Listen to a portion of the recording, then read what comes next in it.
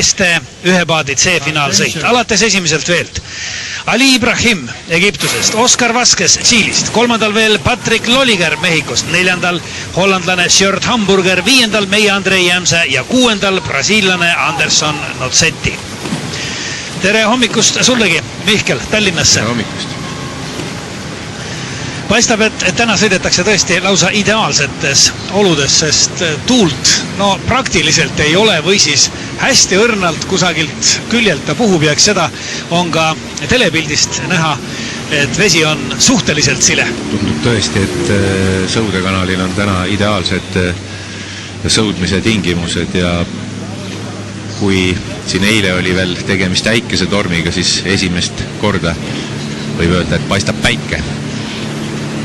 Nii see on jah, sest tavaliselt on ikkagi päike kusagilt läbi vine paistnud, aga nüüd on tõesti puhas, ilus, selge, sinine taevas mõningate pilverräbalatega ja siis eemalt on ka juba mäed näha, sest mäed ju ümbritsevad siin seda suurt Pekingi tasandikku, aga Andrei on alustanud siis ettevaatlikult, üpris ettevaatlikult, nii nagu ka veerandfinaalsõidus ja praegu on siis ees siin kolmandal veel Mehhiko Patrick Loliger ja Tšiili Oscar Vasquez ja Hollandi Sjord Hamburger. Kindlasti selle sõidu suur favoriit jääb veidikese maha. Hamburger mäletatavasti siis võitis selle CD poolfinaali Andrei Jämsa ja Anderson Notsetti ees.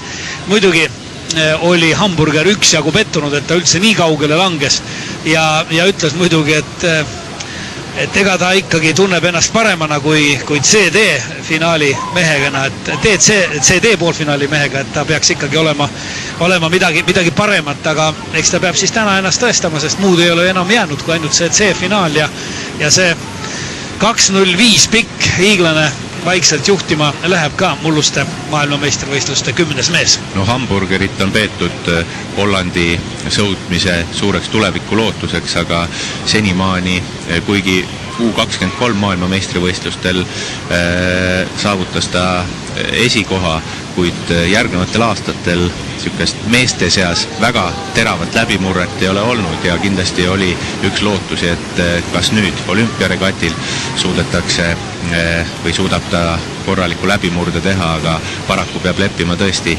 C-finaaliga kohtadele 13-18. Jah, ta on just neid uutusi ja lootusi ise ka siin rõhutanud, ütles, et just kaasmaalaste poolt ja loomulikult ajakirjanduse poolt on olnud väga kõva surve ja väga suurt tähelepanu ja nii ta siis ütleski, et tõepoolest, et kõik on ju justkui sama nagu tavalistel võistlustel, nagu maailmameistrivõistlustel on sama sõudmine, samad sõudjad, distants on ikka need samased 2000 meetrit, kohtunikud, läbiviijad on ikka need samased rahvusvahelise sõudmisliidu ametnikud, aga teiselt poolt on see meeletult suur võistlus ja nii nagu Hamburger ütles, et suurem kui elu, et see pinge on nii suur ja sellepärast siis ta arvab ka, et ju ta vist ei saanud selle pingega ka hakkama. Just, ja et meedia tähelepanu on ka piisavalt suur, et see ka kindlasti halvas mõttes häirib seda noort meest ja eks sellise tähelepanuga kindlasti tuleb harjuda, kui sa tahad tippkonkurentsis läbi lüüa, see on paratamatu. Andrei tuleb siis poolele maale viiendana, jääb liidrist maha juba 5 sekundiga, 5,32 sekundiga Hamburgerist ja siis temast taga on vaid siis Egiptuse mees Ali Ibrahim ja Andreist omakorda taga enam kui paadi pikkusega 3,5 sekundit. Andrei alustas väga rahulikult ja tagasihoidlikult. Ma tahaks loota, et ta jätkab sama taktikaga kui siin.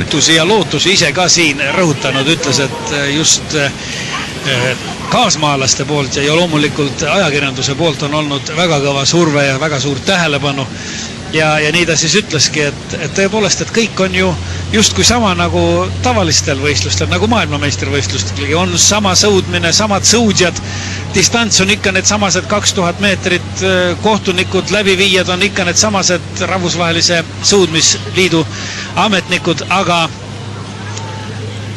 teiselt poolt on see meeletult suur võistlus ja nii nagu Hamburger ütles, et suurem kui elu, et see pinge on nii suur ja ja sellepärast siis ta arvab ka, et ju ta vist ei saanud selle pingega ka hakkama. Just, ja et meedia tähelepanu on ka piisavalt suur, et see ka kindlasti halvas mõttes häirib seda noort meest ja eks sellise tähelepanuga kindlasti tuleb harjuda, kui sa tahad tippkonkurentsis läbi lüüa, see on paratamatu.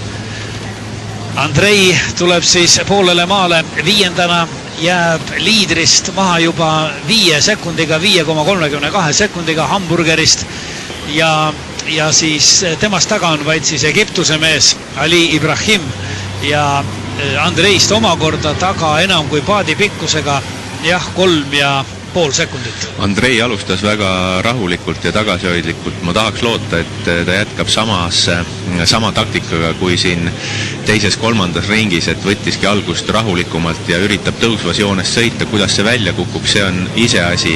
Kindlasti nii Hamburger kui võib-olla Oskar Vasquez ja miks mitte ka Anderson Noceti, et need mehed alustasid väga võimsalt ja kuidas nad suudavad distantsi teise poole läbida, et Andreil tehniliselt sõidab suhteliselt ilusti, rütm on korralik, tõmme on paigas, aga kuidas see füüsis tal praegusel hetkel nagu kestab, et sellele saame vastuse viimase 750 meetril. Jah, praegu on siis Hamburgeri järel teisel kohal, teisel veel sõitev Vasquez, siis juba siinpool Noceti kõige kaamerapoolsemal veel ja eks nüüd loodame seda, et Andrei ka hakkaks ettepoole tõusma just lõpus, aga no selge see, et sellest ettevalmistusest, sellest vormist on ilmselt võetud kõik ja võib-olla ehk isegi veidi enamgi veel, sest eks ikkagi see vahele jäänud hooaeg ja mis kõige olulisem ju nii hilja sai sellel hooajal treenima hakatud, see on vast kõige olulisem, aga praegu ikkagi viimasele 500 minnes ei ole midagi muutunud. Andrei on siiski praegu Lolligerist vaid paadi pikkuse jagu taga 5. kohal. Tahaks loota, et vähemalt kohtadele 3., 4. kindlasti Andrei suudab veel selles sõidus võidelda. Raske on tõesti uskuda, et Sjörd Hamburgerit enam siit võimalust püüda oleks. Seda vast jah, kindlasti mitte, sest nüüd näitab see Hollandi hiiglane tõesti oma võimu, aga seda jah siiski ainult kohtadele 13. 18. peetavas sõidus, see pole muidugi nii-öelda Hamburgeri tase, aga nii ta on ja nii nagu me siin just temast pikalt rääkisime, eks siis need olümpiapinged selle